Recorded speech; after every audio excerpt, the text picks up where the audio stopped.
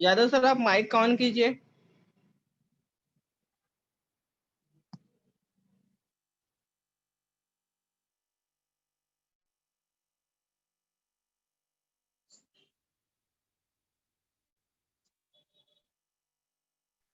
Yes sir. हाँ आ रही है आवाज सर अभी। आ रही है ना? हाँ हाँ आ रही है आवाज। Okay sir, okay.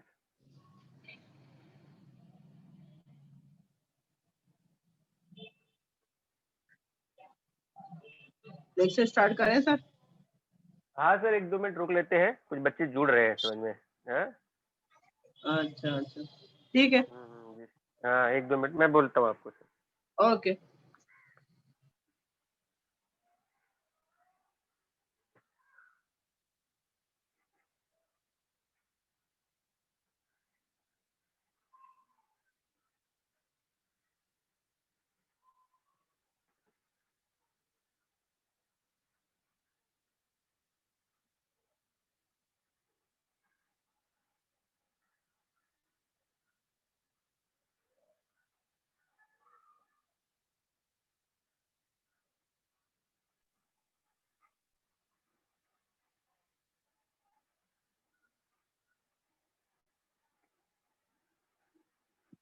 ठीक है सर, शुरू करते हैं। शेयर करता हूँ सर स्क्रीन में। ओके सर स्टार्ट कीजिए। हाँ, एक मिनट में स्क्रीन लेके आता हूँ, पहले देख लीजिए बरोबर दिख रहा है ना आपको, तो फिर मैं थोड़ा ही हो जाऊँ।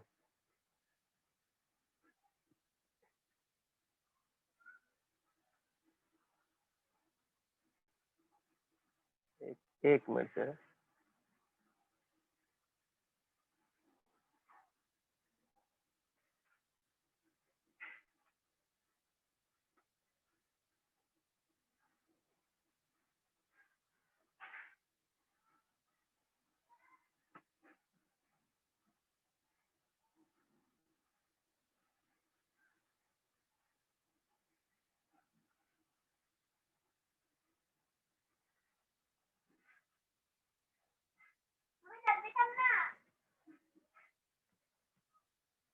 ठीक है सर, शुरू करूँ सर? रेडी हूँ कंडीशन। स्टार्ट कीजिए सर। ओके सर, धन्यवाद सर। हाँ थैंक यू। एक बार सभी बच्चों का स्वागत है कक्षा 10वीं विषय विज्ञान और प्रौद्योगिकी में। आज हम लोग भाग 1 के बारे में, आज का जो लेक्चर रखा गया है भाग 1 के बारे में रखा गया है बच्चों। और जैसा कि आप जान रहे हैं कि अभी तक भी स्कूल शुरू नहीं हुआ है, लेकिन परीक्षाएं तो होंगी। आपका बोर्ड का भी फॉर्म भर दिया गया है। तो आपको करना क्या है, कुछ थोड़ी सी मैं टिप्स देता हूँ कि ये सारी चीज़ों पे आपको ध्यान देना है। और फिर इसके बाद हम लोग कुछ अध्ययन अध्यापन की प्रक्रिया शुरू करेंगे। यानी सारी चीजें पढ़ा के तो हो ही गई है, थोड़े रिविजन्स कर लेते हैं जो कि बहुत जरूरी है। बच्चों, आपको अच्छी तरह से मालूम है कि जो विज्ञान विषय है, इस विज्ञान विषय का अगर आपने पेपर देखा होगा या किसी टीचर ने शिक्षक ने आपसे डिस्कस किया होगा, तो आपको थोड़ी सी जानकारी मिलेगी कि पेपर दिखने में हार्ड है, लेकिन अगर थोड़ा सा आप पढ़ाई करोगे, थोड़ी सी जानकारी रहेगी आपके पास कि किस तरह के क्वेश्चन बनते हैं, तो आप उस पेपर को आसानी से लिख सकते हैं। जहाँ तक कि पिछले लेक्चर में मैंने आपको समझाया था कि आपका जो विज्ञान है बच्चों, उसके 2 पेपर हैं, साइंस 1, साइंस 2, और दोनों ही पेपर जो है 40-40 नंबर के होते हैं, यानी 80 नंबर के पेपर हो जाएंगे। और 20 नंबर का जो रहता है बच्चों, प्रैक्टिकल जो रहता है, तो हमें तो फोकस करना है 40-40 नंबर के पेपर पे।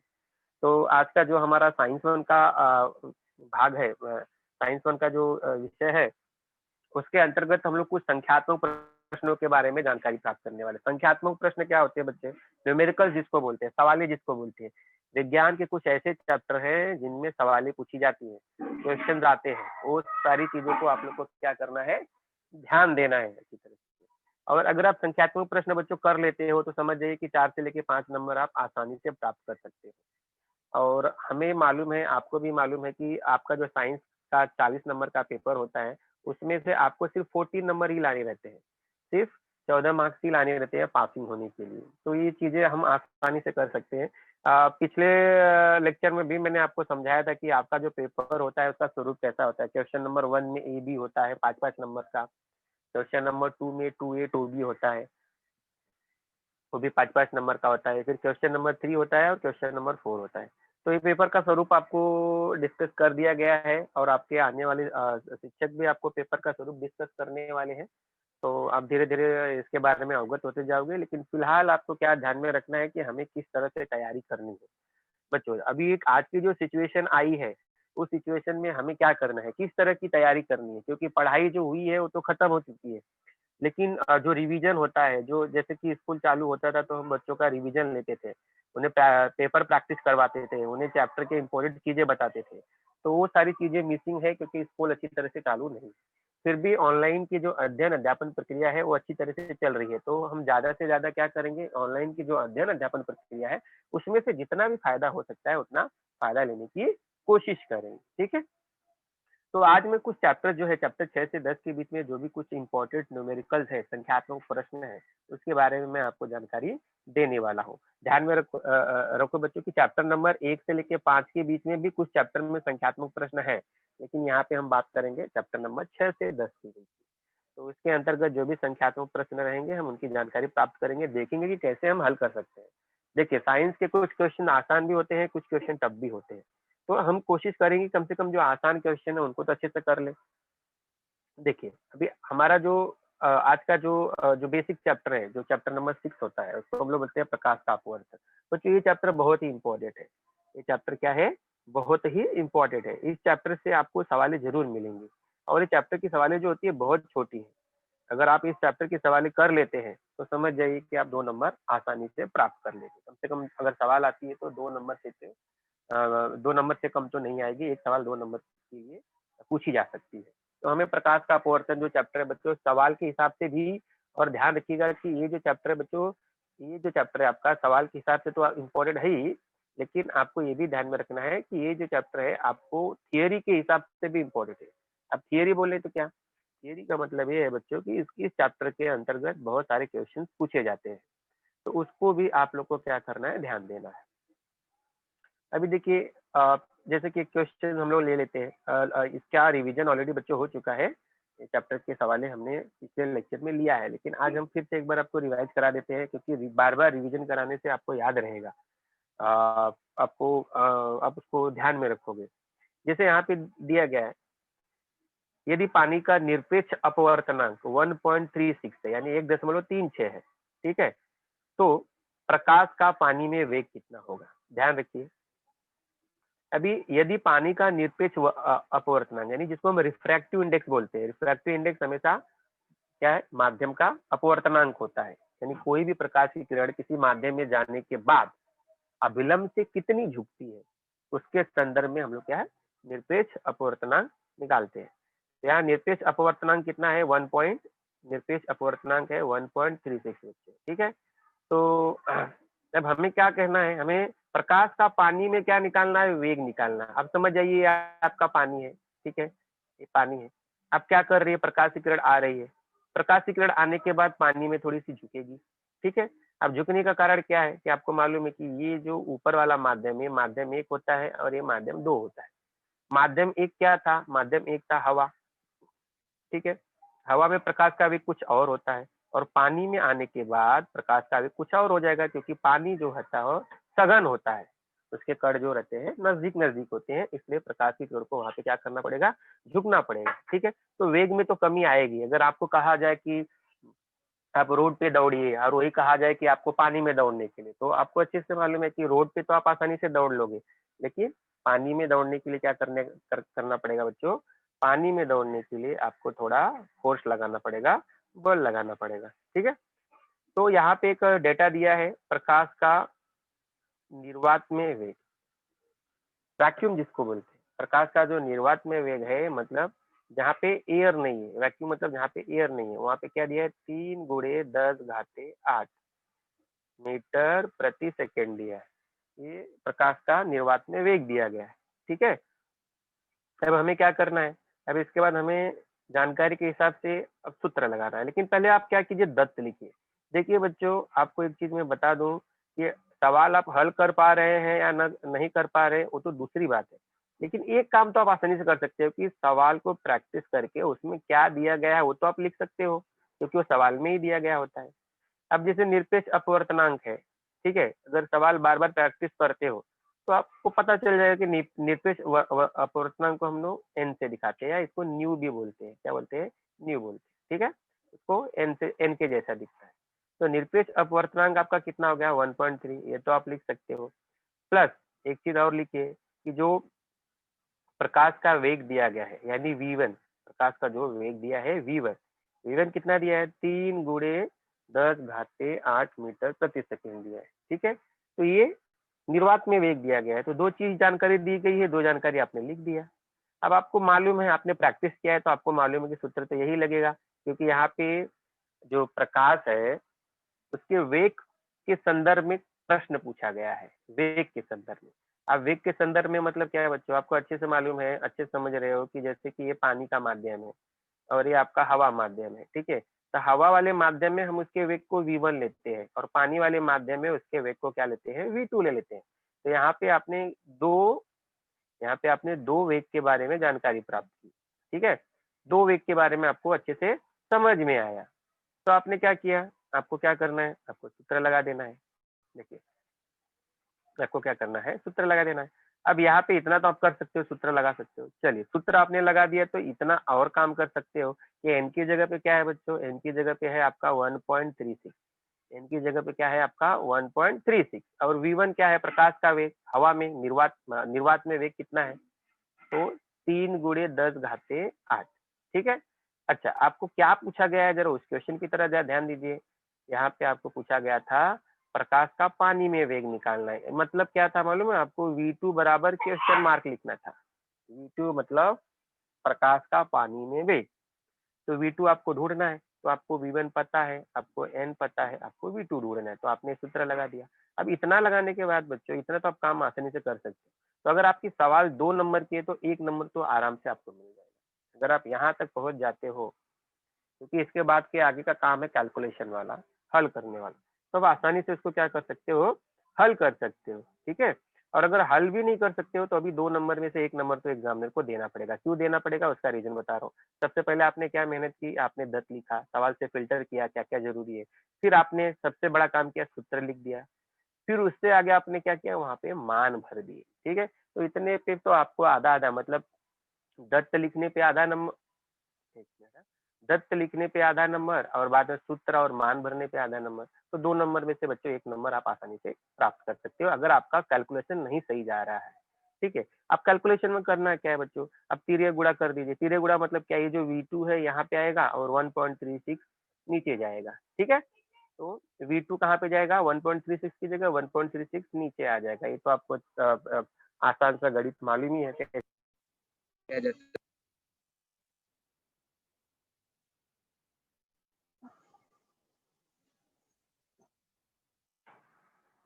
ठीक है, तो फिर ये आपने यहाँ पे लिख दिया।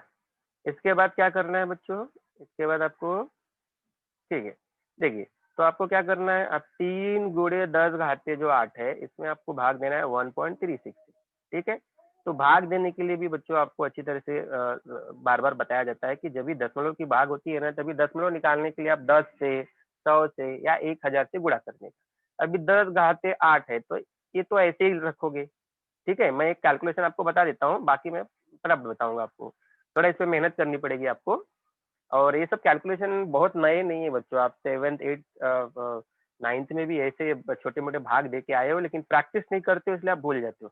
आपको 3 में 1.36 की भाग देना है। ठीक है, अब इसमें क्या है कि लोग सोचते हैं कि 1.36 का पहाड़ा तो आता ही नहीं, मुझे कैसे भाग दूंगा। तो कुछ ऐसी चीजें हैं दशमलव वाली भाग जो आपको सीखनी पड़ेगी। अभी यहाँ देखिए, दशमलव 2 अंक के बाद है। दशमलव कितने अंक के बाद है? 2 अंक के बाद है। ठीक है, तो आपको क्या करना पड़ेगा बच्चों? दशमलव निकालना पड़ेगा। आधार से दशमलव निकालने के लिए आपको सोचना पड़ेगा 10 से गुणा करूंगी 100 से। तो 2 अंक का है, मतलब ऊपर 100 से गुणा कर दीजिए। एक मिनट, ऊपर 100 से गुणा कर दीजिए और नीचे 100 से गुणा कर दीजिए। ठीक है, 100 से गुणा क्यों किया? क्योंकि दशमलव 2 अंक के बाद आ रहा है। अगर 1 अंक के बाद आता बच्चों ना, तो आप उससे 10 से गुणा करते थे। चलिए, तो अब इसका फायदा क्या होगा कि जब आप 100 से गुणा करते हो, तो दशमलव ऑटोमेटिकली राइट साइड चला जाता है। दशमलव कहाँ चला जाएगा बच्चों? Right side. दशमलव आपका राइट साइड भाग जाएगा। राइट साइड भाग जाएगा मतलब बाहर निकल जाएगा। मतलब ये जो 1.36 है ना, ये 136 हो जाएगा। ठीक है, दशमलव निकालने के लिए ही आपने किया है गुणा। आपको बहुत बड़ा गुणा करके ट्राई नहीं करना है, सिंपल सी लॉजिक लेना है समझ में कि नहीं, तो अगर दूसरा गुणा करते बैठेंगे तो फिर बहुत टाइम हो जाएगा, सवाल हल करने में आपको बहुत वक्त लग जाएगा। तो ये सब छोटी सी ट्रिक्स आपको पता रहनी चाहिए क्या है। इसके बाद आपको क्या करना है बच्चों, देखिए इसके बाद क्या करना है, आपका जो ये था, आपने जब गुणा कर दिया तो ऊपर क्या था 3, अभी ऊपर आपने 3 में 100 का गुणा किया तो कितना हो गया 300, अब नीचे कितना हो गया बच्चों 136। ठीक है, अब आपको करना क्या है, देखिए अब आपको 300 और 136 को काट काट के क्या करना है, छोटा करना है। मतलब 2 के पहाड़े से कट रहा है तो 2 के पहाड़े से काटिए, 3 के पहाड़े से, 4 के पहाड़े से, जो भी जैसे आपको जितना छोटा करोगे भाग देने में उतनी आसानी होगी। ठीक है, और अगर आप छोटा नहीं करते हो तो, और अगर आप छोटा नहीं करते हो तो आप उसको क्या कीजिए, जैसे 300 अंदर ले लीजिए, ठीक है, और यहाँ 136 ले लीजिए। अब 136 का पहाड़ा आता नहीं है, लेकिन 136 का दोगुना करोगे, 2 का गुणा करके तो देख सकते हो, 150 का दोगुना कितना होता है, अभी 136 तो 150 से कम ही है, तो 150 का डबल करोगे तो 300 होता है, लेकिन ये 150 से तो कम है 136, मतलब 136 की भाग जाएगी।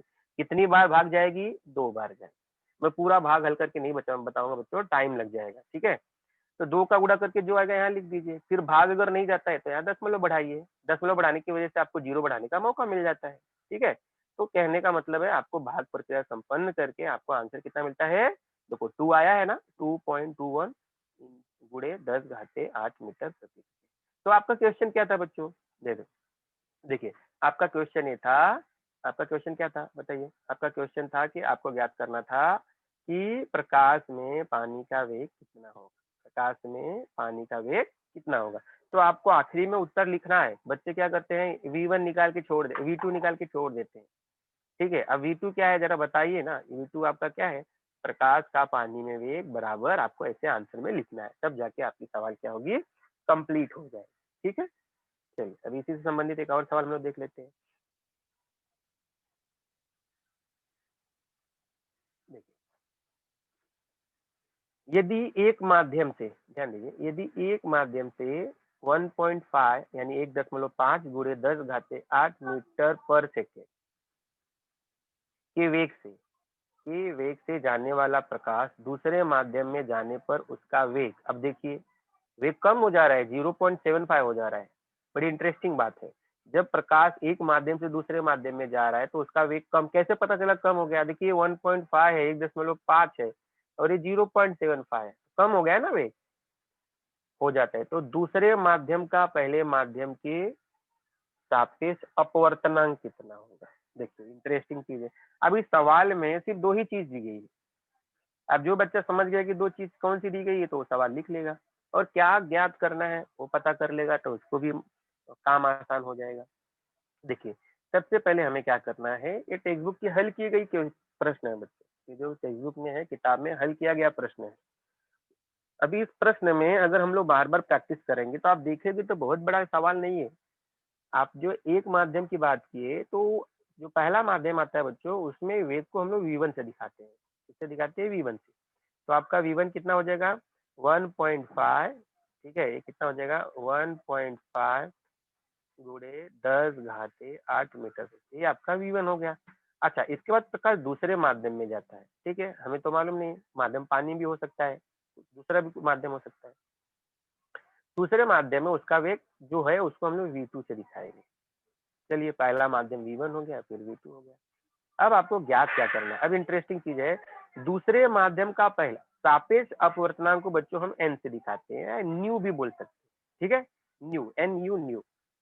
दूसरे माध्यम का पहले माध्यम के साथ, दूसरे माध्यम का पहले माध्यम के सापेक्ष अपवर्तनांक आपको ज्ञात करना है। ठीक है, तो इसके लिए सूत्र क्या हो जाएगा बच्चों, इसका जो सूत्र होगा, आपको अगर वेग के रूप में देखोगे, आप अगर वेग के रूप में देखोगे तो क्या होगा, V1 बटे V2, वही पुराना सूत्र है, जो पीछे वाला सूत्र लगाए वही है। ठीक है, तो यहाँ पे क्या हो जाएगा, ये जो आपका V1 है पहले माध्यम में वेग होगा, और V2 क्या होगा बच्चों, ये दूसरे माध्यम में वेग होगा। ठीक है, अब यहाँ पे ये जो n था, पहले हम लोग सापेक्ष अपवर्तनांक बोलते थे। एक चीज ध्यान में देने वाली बात है बच्चों, कि जब आप n लिखते हो ना, देखिए जब आप n लिखते हो ये सापेक्ष अपवर्तनांक होता है, लेकिन जब 2 1 लिखते हो तो इसका मतलब ये हो जाता है दूसरे माध्यम का पहले दूसरे माध्यम का पहले माध्यम के सामने या सापेक्ष अपवर्तनांक, यानी तुलना कर रहे हो आप, तुलना कर रहे हो, क्या कर रहे हो, तुलना करो, सापेक्ष। अच्छा, अब हम करेंगे क्या, अब इसको हल कैसे करेंगे बच्चों, देखिए हल करने के लिए क्या करना है आपको, मैंने बताया ना, यही सूत्र लगा देना है। अच्छा, सूत्र लगाने के बाद देख लीजिए, सबसे पहले आप सूत्र लगा दीजिए, आपको क्या ज्ञात करना है वो यहाँ पे क्वेश्चन मार्क में डाल दीजिए। देखिए मैंने आपको क्या बोला, 2 नंबर में से 1 नंबर पाना बहुत आसान है, क्योंकि आपको V1 आ सकता है। देखिए आप V1 लिख सकते हो, V2 लिख सकते हो, ठीक है। बाद में आपने क्या लिखा यहाँ पे, दूसरे माध्यम का पहले माध्यम के सामने सापेक्ष अपवर्तनांक, सापेक्ष अपवर्तनांक, ठीक है, सापेक्ष अपवर्तनांक आपको निकालना है। अब इसका सूत्र लगा दीजिए, तो सूत्र मैंने आपको बताया ही, सापेक्ष अपवर्तनांक का सूत्र कैसा हो जाएगा, जैसे n बना दिए, यहाँ 2 लिख दिए, यहाँ 1 लिख दिए, बराबर V1 बटे V2 लिख दिए, ठीक है। अब V1 का मान भर दीजिए और V2 का मान भर दीजिए, तो मान तो हम लोग भर ही सकते हैं, भर दीजिए, तो ये V1 का मान हो गया, ये किसका मान हो गया बच्चों, ये V1 का मान हो गया, और ये नीचे वाला किसका मान हो गया, ये V2 का मान हो गया, ठीक है। तो V1 और V2 के मान हमने भर दिए। अब फिर यहाँ से देखिए बच्चों, जब आप भाग देते हो ना, तो क्या समझने का, क्या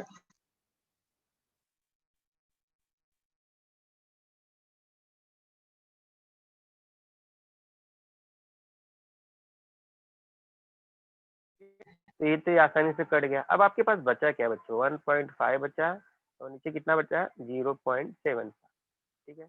अभी मैंने आपको सिखाया कि आपको दशमलव निकालना है, और कभी भी आपको आधार देखना है, आधार में कौन है, अंश या हर, अंश में नहीं, हर में क्या है, तो हर में आप देखोगे तो दशमलव 2 अंक के बाद है, 2 अंक के बाद है, और 2 अंक के बाद होने का मतलब हमें गुणा करना है इधर से 100 से, और यहाँ पे गुणा करना है 100 से। अब आपको मैंने सिखाया था कि 100 से गुणा करने के बाद दशमलव क्या हो जाएगा, बाहर भाग जाएगा, ठीक है। तो फिर यहाँ पे आपका हो जाएगा, यहाँ पे आपका 1.5, ऊपर आपका क्या था 100, ठीक है। नीचे आपका जो आपने गुणा किया उसकी वजह से वो क्या हो गया 75, इसका जो 100 से गुणा किया था उसने दशमलव निकाल दिया। तो ऊपर का जब गुणा करोगे तो क्या होगा, देखिए 1.5 में गुणा करोगे तो अगर एक जीरो काटते हो बच्चों ना, तो दशमलव राइट साइड चला जाता है, यानी 15 बचेगा। अब 15 गुणे 10 करोगे तो क्या होगा, 15 गुणे 10 करोगे तो 150, ऊपर क्या आ जाएगा बच्चों 150, और नीचे क्या आ जाएगा 75, ठीक है, ऊपर 150, नीचे। अब आपको क्या करना है, 150 और 75 5 के पहाड़े से काटिए, 25 के पहाड़े से काटिए, काट के उसको क्या करना है, आपको छोटा कर देना है। छोटा करने के बाद आपको क्या करना है, आपको भाग देना है, या तो आप ऐसे भी देख सकते हो, देखिए भाग देने की बजाय आप अभी जो 150 है, अब ऐसे ऐसे देख लीजिए, 150 है और नीचे 75 है, 75 का डबल कर दीजिए, 75 का डबल करोगे तो कितना होता है 150, यानी ये भाग कितनी बार जाएगी, 2 बार। तो काटने के पहले अगर, क्योंकि 7, बहुत सारे बच्चे चालाक होते हैं, उनको मालूम है 75 का दोगुना करोगे तो 150 ही होगा, और कुछ बच्चे क्या करेंगे, उसको संचित करने के रूप में चले जाते हैं। तो कुछ ट्रिक्स होता है, अगर आपको बार बार गुणा भाग करते हो तो तुरंत पता चल जाता है। तो इसका उत्तर कितना आएगा बच्चों, इसका उत्तर 2 आएगा, क्योंकि ये सापेक्ष अपवर्तनांक है, इसलिए इसकी कोई भी इकाई नहीं होती है, ध्यान रखिए, इसकी कोई भी इकाई नहीं होती, ठीक है। यहाँ तक बच्चों लोग को समझ में आया होगा।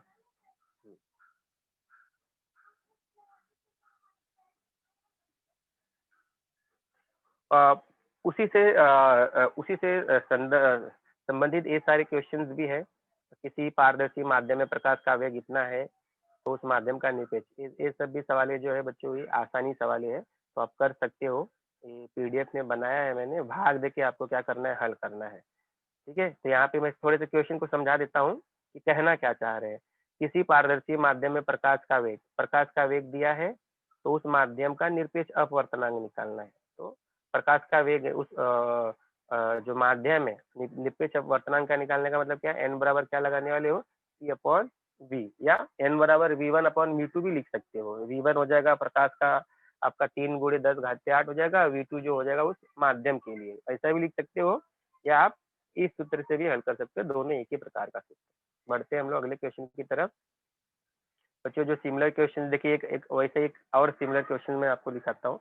ये सारे क्वेश्चन बस 2 ही 3 टाइप के क्वेश्चन है, अगर आप उनको प्रैक्टिस कर लेते हैं तो आपका काम बहुत आसान हो जाएगा। देखिए, जैसे यहाँ पे लिखा है, किसी माध्यम में प्रकाश का वेग, किसी माध्यम में प्रकाश का वेग 2 गुणे 10 घाते 8 मीटर पर सेकंड है। यदि प्रकाश का हवा में वेग, देखिए हवा में वेग दिया है तो इसको हम लोग v1 पकड़ लेंगे, ठीक है। और माध्यम में जो दिया रहता है उसे हम लोग v2 दे लेंगे, देख लेते हैं। ये माध्यम में v2 हो गया और ये v1 हो गया। तो पहला जो सवाल कराया था उसके जैसे तो है ये, v1 और v2 के जैसे। तो हवा के सापेक्ष उस माध्यम का अपवर्तनांक ज्ञात कीजिए। यानी हवा जो होगा पहला माध्यम होगा और वो जो दूसरा जो है उसको हम मतलब हवा वाले को 1 से दिखाएंगे और दूसरे वाले को 2 से दिखाएंगे। तो यानी हमें ज्ञात करना है क्या है, 2n1, दूसरे माध्यम का पहले माध्यम के सापेक्ष अपवर्तनांक ज्ञात करना है। तो जो अभी हमने क्वेश्चन किया ना, आपको मैंने ऐसा क्वेश्चन करवाया। क्वेश्चन में क्या था, कुछ ऐसा था ना, देखिए यहाँ पे n था, यहाँ पे 2 था, यहाँ पे 2n1 क्या था, ये v1/v2। ऐसा क्वेश्चन मैं करा चुका हूँ, अभी कराया आपको। तो आप उसको भी प्रैक्टिस कर सकते हैं, सिमिलर टू दैट क्वेश्चन है। अभी इसमें क्या है, मान भरने के बाद जरा देखिए कैलकुलेशन भी कितना इजी है बच्चों। अगर आप खाली प्रैक्टिस कीजिए 2 नंबर का 2 नंबर पूरा पा जाओगे। मैं तो 1 नंबर की बात कर रहा हूँ।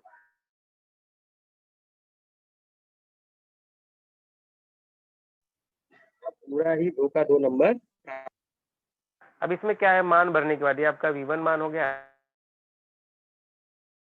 बच्चों। जैसे यहाँ पे 10 घाते 8 भर रहे हो, यहाँ पे भी क्या है 10 घाते 8। तो ये दोनों मान क्या हो जाएंगे, कट जाएंगे। ठीक है, सबसे पहले काम ही कर लीजिए। अब 3 में 2 की भाग देना है बच्चों। अब एक चीज तो बच्चों आपको मालूम होना चाहिए कि जो होशियार बच्चा है उसको अच्छी तरह से मालूम है कि अगर हम लोग 25 लिख रहे हैं और 2 की भाग दे रहे हैं तो क्या कर रहे हैं, ऊपर का जो नंबर उसका हाफ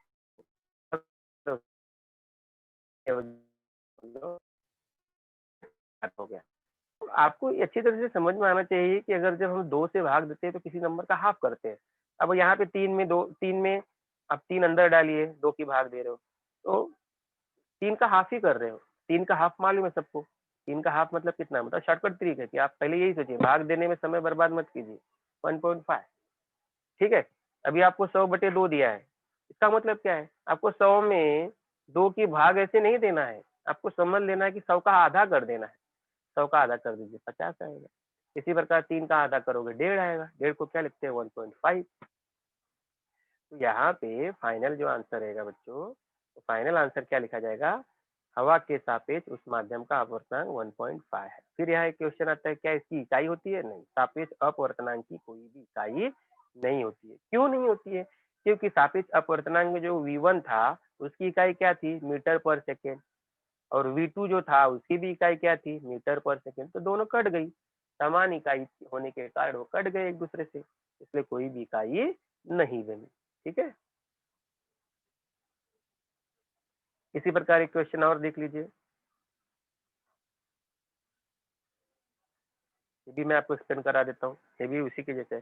किसी माध्यम में प्रकाश का वेग इतना दिया है 1.5 पूरे 10 घाते 8 मीटर पर सेकेंड दिया है, तो उस माध्यम का निरपेक्ष त्वरण, ये भी आसान है, ये भी आप लोग कर सकते हो। सी का मान दिया है, ठीक है, वी का मान दिया ही है, तो एन का करने के लिए क्या करोगे, एन का सी भी क्या होता है, वेग होता है। ठीक है, प्रकाश का हवा में वेग। तो यहाँ पे आप उसका मान भर सकते हो, मान भर दीजिए। मान भरने के बाद फिर आपको दूसरा जो माध्यम में जो वेग दिया है वो भी भर दीजिए।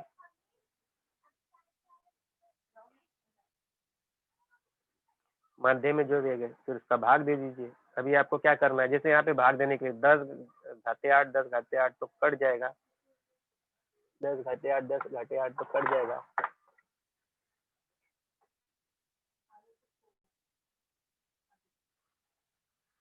10 10 घाते 8 10 घाते 8 कट जाएगा यहाँ पे। तो यहाँ पे आपको क्या करना है बच्चों, यहाँ पे आपको 3 में, अभी देखिए यहाँ पे क्या है, 3/1.5 दिया है। अब इसको हल करना है आपको, तो कैसे हल करोगे, तो आप देखिए एक इकाई के बाद दशमलव लगाया है, क्या किया है, एक इकाई के बाद दशमलव लगाया है। तो आप क्या करोगे, यहाँ पे भी 10 से गुणा कर दीजिए, यहाँ भी 10 से गुणा कर दीजिए। ठीक है, ऊपर क्या हो जाएगा बच्चों, ऊपर क्या हो जाएगा 30, और नीचे 10 का गुणा करोगे तो 15, दशमलव भाग जाएगा, निकल जाएगा। तो 15 दूनी कितना होता है, 30 होता है। ये हो गया आपका उत्तर। ठीक है, तो सारे क्वेश्चन बच्चों अगर देखोगे तो मिलते जुलते एक ही सूत्र से हो रहे हैं, ठीक है। सकते हैं अभी हम कुछ क्वेश्चन हम लेंस और उनके उपयोग वाले चैप्टर से भी ले लेते हैं, क्योंकि इनके भी कुछ क्वेश्चन आसान होते हैं और आप कर सकते हो। जैसे कि यहाँ पे दिया है 0.5 मीटर नाभ्यंतर वाले उत्तल लेंस, 0.5 मीटर नाभ्यंतर वाले उत्तल लेंस की शक्ति ज्ञात कीजिए। तो यहाँ पे हमें क्या निकालना है बच्चों, यहाँ पे हमें निकालना है पावर। पावर का फॉर्मूला आपको मालूम होना चाहिए, सभी को मालूम होना चाहिए, क्योंकि ये आता है, ये बहुत इंपॉर्टेंट है। पावर वाला है लेंस की जो शक्ति वाला फॉर्मूला है, इंपॉर्टेंट है। और इसमें बच्चों ने एक चीज और पूछा जाता है कि ये जो पावर है ना, इसकी इकाई क्या होती है। तो इसकी इकाई डी डायोप्टर होती है। शक्ति की पावर की इकाई क्या होती है, डायोप्टर। ये भी क्वेश्चन में पूछा जाता है, खाली स्थान जोड़िया मिलाओ। ये सारे क्वेश्चंस क्या है, पूछे जाते हैं समझ में। हम्म, ये सारे क्वेश्चंस हमारे जानकारी में पूछे जाते हैं सर। तो ये क्वेश्चन के बारे में भी आपको ध्यान देना है। अभी मैं क्वेश्चन में क्या हमें हल करना है, अब देखेंगे तो ये 0.5 मीटर नाभ्यंतर वाले, 0.5 मीटर नाभ्यंतर वाले, नाभ्यंतर कितना दिया, एफ कितना दिया है, एफ दिया है 0.5 मीटर, ठीक है। तो अभी आपको करना क्या है, इसका नाभ्यंतर निकालना है, पावर निकालना है। तो पी का सूत्र आपको मालूम है। अच्छा, पी के सूत्र में खासियत है कि पी बराबर 1/f, लेकिन एफ बच्चों मीटर में होना चाहिए, ध्यान में रखना। एफ किस में होना चाहिए, नाभ्यंतर किस में होना चाहिए बच्चों, मीटर में होना चाहिए। ये बात आप लोग को अच्छे से ध्यान रखना पड़ेगा। नाभ्यंतर आपको मीटर में लेना पड़ेगा, और नहीं मीटर में है तो किस में होगा, वो सेंटीमीटर में। अगर सेंटीमीटर में है तो उसे आपको मीटर में कन्वर्ट करना पड़ेगा 100 से भाग देकर, ठीक है। लेकिन यहाँ हमारा क्वेश्चन आसान है। क्वेश्चन आसान क्यों है बच्चों,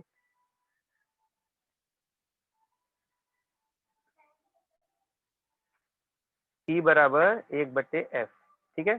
तो यहाँ पे हम क्या करेंगे, सूत्र में लगा देते हैं। फिर से देखिए, एक तो ऐसे ही रहेगा लेकिन f 0.5 रहेगा। अब यहाँ पे क्या करना है बच्चों, अब 1/0.5 दिया है, ठीक है, 1/0.5। अब इसको हल करना है। बहुत सारे बच्चे आसानी से हल कर लेते हैं चुटकियों में, लेकिन बहुत सारे बच्चों के लिए, बहुत सारे बच्चे क्या करते हैं, इसको हल नहीं कर पाते, क्योंकि उन्हें ऐसा लगता है कि मुझे 0.5 का तो पहाड़ा ही नहीं आता है, लेकिन ऐसा नहीं है।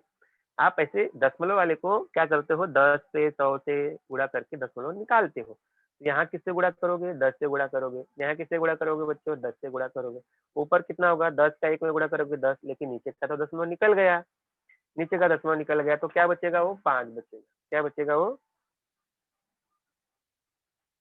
5 बचेगा। और 5 का पहाड़ा पढ़ दीजिए, 5 का पहाड़ा पढ़ दोगे तो क्या होगा, 5 दूनी 10। तो आपका उत्तर कितना आ गया बच्चों, आपका उत्तर आ गया 5 दूनी 10, मतलब 2 उत्तर आ गया। अच्छा, एक चीज ध्यान में रखिए कि अगर आप बच्चों 2 ही लिख के आंसर रख देते हो, अगर आप 2 ही आंसर लिख के रख देते हो, तो यहाँ पे आपका आधा नंबर काट दिया जाएगा। इकाई लिखना बहुत ही जरूरी है, ये ध्यान में रखिए। अगर आपने डायोप्टर नहीं लिखा या 2 के साथ डी नहीं लिखा, अगर डी भी लिख दिया तो भी काम चलेगा। तो आपका क्वेश्चन क्या हो जाएगा, आपका आंसर गलत होगा, नंबर मिलेगा लेकिन पूरा नंबर नहीं मिलेगा, ठीक है। तो इस क्वेश्चन से हमने 2-3 बातें समझ ली कि आपको, देखिए, कोई जरूरी नहीं कि आपको क्वेश्चन ही पूछा जाएगा, इसमें और भी क्वेश्चन बनता है कि शक्ति का फॉर्मूला क्या आता है, 1/f मीटर, पहली बात, ठीक है। शक्ति की इकाई क्या होती है, डायोप्टर, दूसरी बात। कभी कभी सत्य असत्य में भी क्वेश्चन पूछा जाता है कि P बराबर 1/f m, ऐसा लिख के दे देगा। तो ये फॉर्मूला सही रहेगा तो आप लिखोगे यह कथन सत्य है, या ये जो सूत्र दिया है सत्य है। अगर फॉर्मूला सही नहीं है तो आप क्या लिखने वाले हो, यह कथन, ठीक है। तो एक आसान सवाल हमने देखा। अच्छा, अभी एक और सवाल देखिए आप। देखिए, आपके एग्जाम में जो क्वेश्चन पूछे जाने वाले हैं, जो आसान क्वेश्चन है, जो सभी बच्चे अटेम्प्ट कर सकते हैं और उनको अच्छे से समझ में आ सकते हैं, मैं उन्हीं क्वेश्चन के बारे में जानकारी प्राप्त दे रहा हूँ आपको। आप पहले छोटे क्वेश्चन से वो बड़े क्वेश्चन की तरफ बढ़िए। बहुत सारे बच्चे क्या है, छोटे क्वेश्चन छोड़ के बड़े बड़े क्वेश्चन में समय बर्बाद करने लगते हैं। देखिए, छोटे क्वेश्चन से क्या फायदा होता है कि सबसे पहले आपको जो कैलकुलेशन होते हैं, गुणा भाग होते हैं, छोटे क्वेश्चन में आपको सीखने को मिलते हैं, बड़े कैलकुलेशन में आपको नहीं मिलते। तो सबसे पहले आपका कैलकुलेशन मजबूत हो जाता है, सूत्र का ज्ञान हो जाता है, आपको मान भरने लगते हो। इसके बाद आपको बड़े क्वेश्चन आसानी से समझ में आते हैं, तो सीधा बड़े क्वेश्चन की तरफ दौड़िए मत। जैसे यहाँ पे दिया है 20 सेंटीमीटर नाभ्यंतर वाले, यहाँ पे दिया है 20 सेंटीमीटर नाभ्यंतर वाले, ठीक है, दो उत्तल लेंस को परस्पर स्पर्श करके रखने पर उनके संयोगी लेंस की शक्ति कितनी होगी। अब यहाँ पे दो लेंस को रखा गया है, ध्यान रखिए, यहाँ पे दो लेंस को यहाँ पे दो लेंस को रखा गया है, हमको जोड़ा गया है। अब जोड़ने के बाद क्या होगी, उनकी पावर भी ऐड हो जाएगी, पावर भी जुड़ जाएगी, ठीक है। अभी ये दोनों लेंस है, ठीक है, तो इनको अगर एक साथ संपर्क में रखा गया है, ठीक है, तो उनकी पावर भी ऐड हो जाएगी। तो उनकी जो टोटल संयोगी लेंस की जो शक्ति होगी, कॉम्बिनेशन जो होगा पावर का, वो हमें बताना है। तो सबसे पहले क्या है, जो दोनों लेंस है उनके नाभ्यंतर कितने हैं। अच्छा, तो जो दोनों के जो नाभ्यंतर है बच्चों, ठीक है, एक का क्या है F1,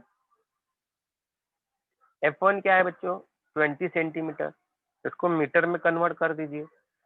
मीटर में कन्वर्ट करने के लिए आपको करना क्या पड़ेगा, 100 से भाग देना पड़ेगा। अब ये 20 है, ये सेंटीमीटर, मीटर में कन्वर्ट करने के लिए किससे भाग देना है, किससे भाग देना है बच्चों, आपको 100 से, 0 से 0 कट जाएगा। फिर आपको क्या करना है, 10 में 2 की भाग देना है, ठीक है, 10 में क्या करना है, 2 की भाग देना है। तो 10 में 2 की भाग आपको आसानी से आती होगी, सब लोग बच्चे दे ही लेते हैं। अभी 2 यहाँ है, यहाँ पे 10 है, भाग तो जाएगी नहीं, तो यहाँ क्या बढ़ाओगे 0 पॉइंट। जब 0 पॉइंट डालते हो बच्चे, तो यहाँ एक 0 बढ़ा सकते हो, तो 10 दूनी 20, यानी आंसर कितना आ गया, आंसर है 0.2। ये 0.2 मीटर हो गया। और दूसरा जो लेंस है उसका भी पावर कितना है बच्चों, उसका भी पावर उतना ही है, तो 0.2। अब हमको क्या करना है, पी कॉम्बिनेशन निकालना है, दोनों की पावर को कॉम्बिनेशन करना है, जोड़ना है, क्योंकि दोनों लेंस एक दूसरे के परस्पर संपर्क में रखे गए हैं। तो आपको मैंने बताया ना, पी निकालने का फॉर्मूला क्या आता है, 1/f। एफ किसमें होना चाहिए, मीटर में। आप क्या करो, पहले वाले लेंस का निकाल लो, फिर इसी ये पहले वाले लेंस का निकाल लो, फिर इसी प्रकार क्या करोगे, दूसरे वाले का निकाल लीजिए, उसका भी वही सूत्र बैठेगा। तो दोनों का कॉम्बिनेशन निकालना है, उसके लिए आप क्या करोगे, सीधा जोड़ ही दो ना। तो जोड़ के क्या लिखोगे, देखो जोड़ के क्या लिखने वाले, 1/f। देखो 1/f पहले वाले लेंस का हो जाएगा शक्ति, 1/f2 दूसरे वाले लेंस की शक्ति होगी, ठीक है, और दोनों का योगफल 1/f के बराबर रहेगा। तो यहाँ पे 1/0.2 मान भर रहे हो, प्लस इसका मान भरोगे तो क्या है 1/0.2, तो दोनों को जोड़ दीजिए। अब आपको मालूम है जब हर समान होते हैं तो क्या ऊपर का जो न्यूमरेटर होता है अंश, उनको जोड़ दिया जाता है, तो एक और एक मिलके कितना होगा 2/0.2।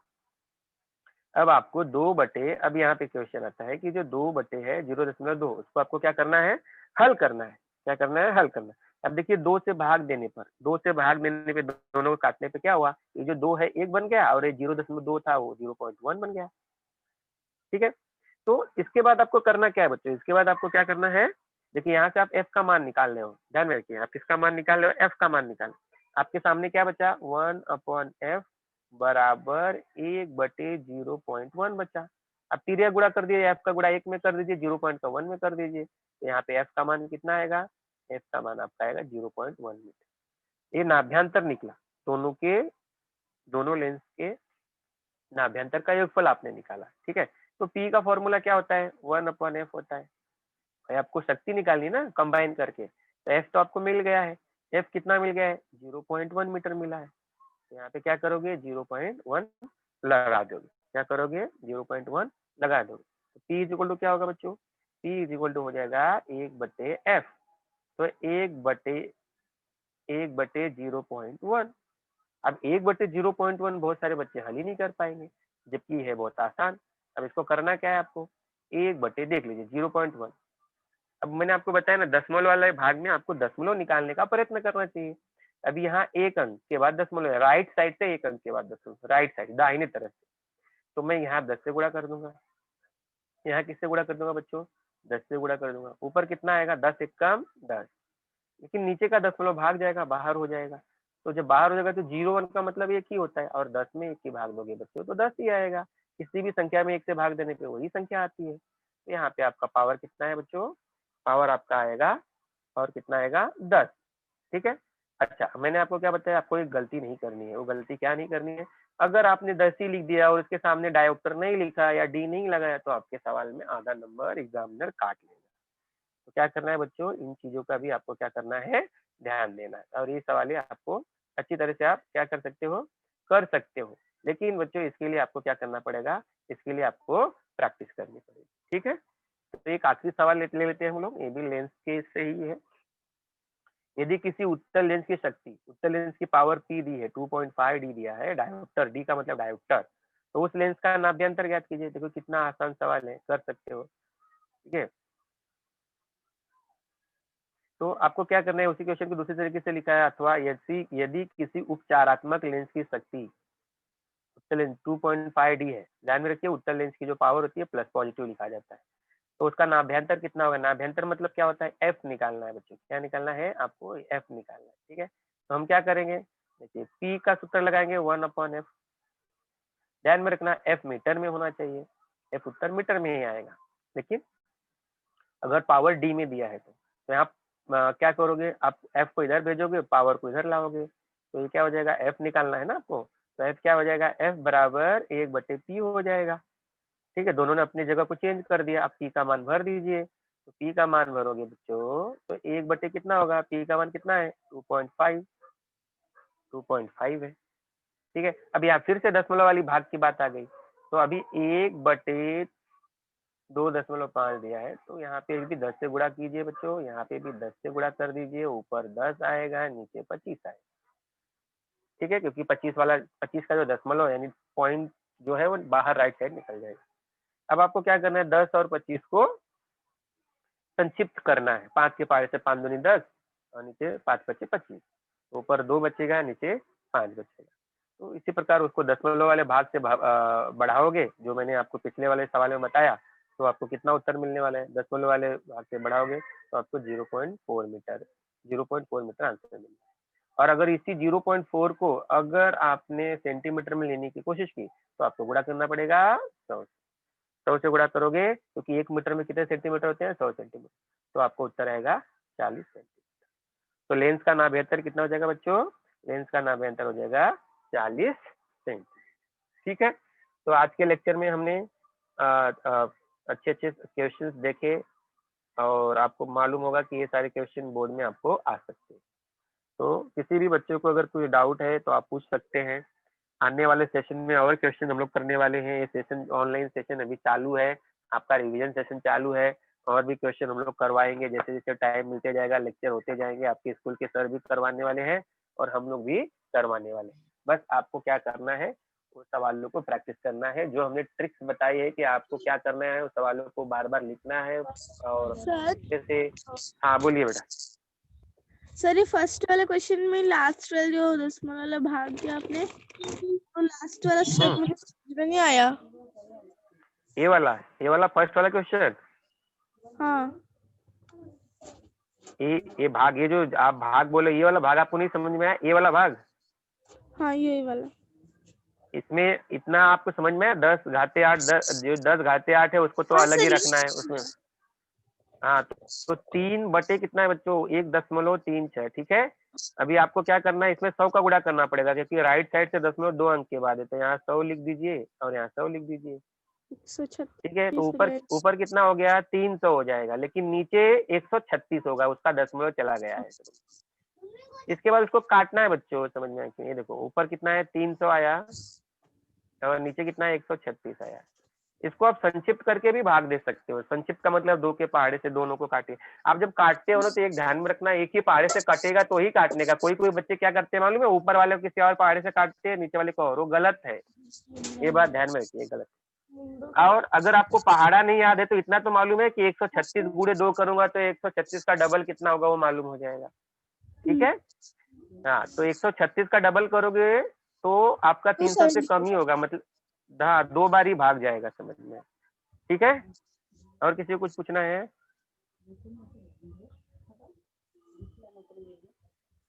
बोलो बच्चों, और किसी को कुछ क्वेश्चन करना है। आपको आज जो क्वेश्चन पढ़ाया उसकी प्रैक्टिस कीजिए सभी लोग, किताब में दी गए ये सारे क्वेश्चन किताब में दिए गए हैं बच्चों, आपके पास पर्याप्त समय है, सभी बच्चों के पास पर्याप्त समय है, आपको जितना बताया जा रहा है अगर उतना करोगे ना आपको अच्छे मार्क्स मिलेंगे, घबराने की जरूरत नहीं है। ठीक है सर जी, किसी बच्चे कुछ क्वेश्चन नहीं लग रहा है, क्लोज करते बच्चों हैं अगर सर। आपको कोई और क्वेश्चन पूछना है तो पूछ सकते हो।